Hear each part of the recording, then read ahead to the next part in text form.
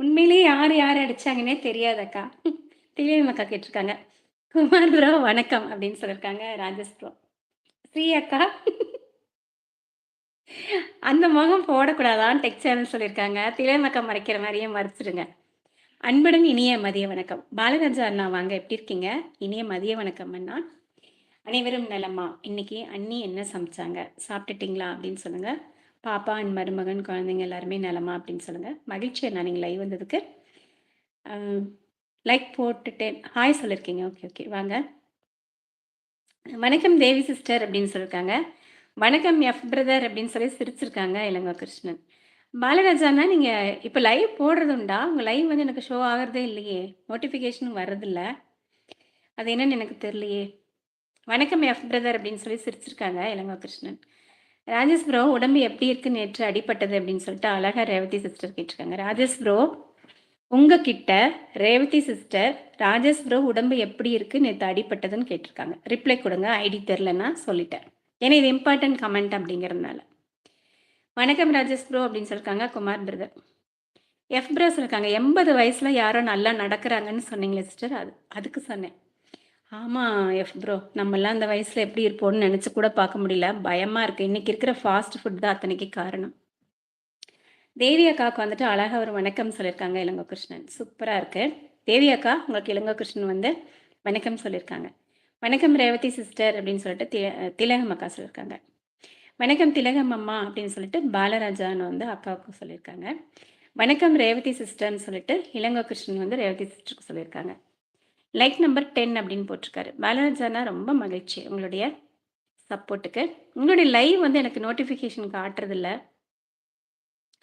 தங்கச்சி நல்லா அடிபட்டிருக்கு எலும்பு. அப்போ கண்டிப்பாக நீங்கள் அங்கே இருந்தாலும் நீங்கள் ஹாஸ்பிட்டலில் ஃபஸ்ட்டு பாருங்கள். எக்ஸ்ரே அந்த மாதிரிலாம் எடுத்து பாருங்கள். அவங்க என்ன சொல்கிறாங்கன்னு கேட்டுட்டு லாஸ்ட்டாக இதை வந்து டிஸ்கஸ் பண்ணிவிட்டு ட்ரை பண்ணுங்க. நான் சொன்னேங்கிறதுக்காக நீங்கள் செய்ய வேணாம். தேவி அக்கா சொல்லியிருக்காங்க டுடே நான் சிம்பிளாக தான் சித்ரா சிஸ்டர் மோர் குழம்பு பட்டர் பீன்ஸ் உருளைக்கிழங்கு சரி மோர் குழம்பு ஓகே பட்டர் பீன்ஸா உருளைக்கிழங்கு காரக்கறி சூப்பர் சூப்பர்.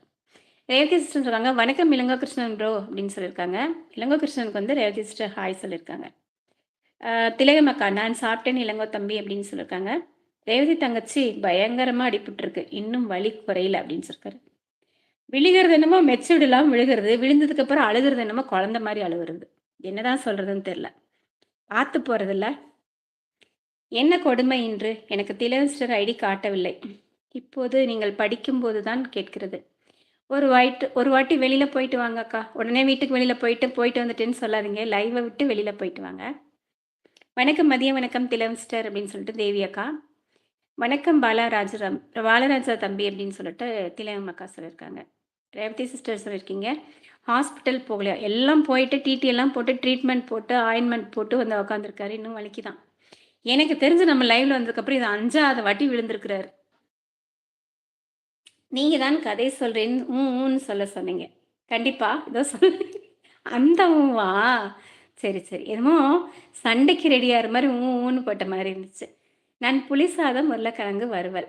ரேவதி சிஸ்டர் புளி சாதம் செம்ம காம்பினேஷன். அப்படியே எடுத்து வைங்க. இதோ வந்துட்டேன். அக்கா நான் சொல்றேன் பாப்பா கிட்ட. என்னன்ட்டு? அவங்க ரூம்ல இருக்காங்க. நான் என் ரூம்ல இருக்கேன். என் ரூம் கதவு அடைச்சாச்சு. கத்துனாலும் கேட்காது.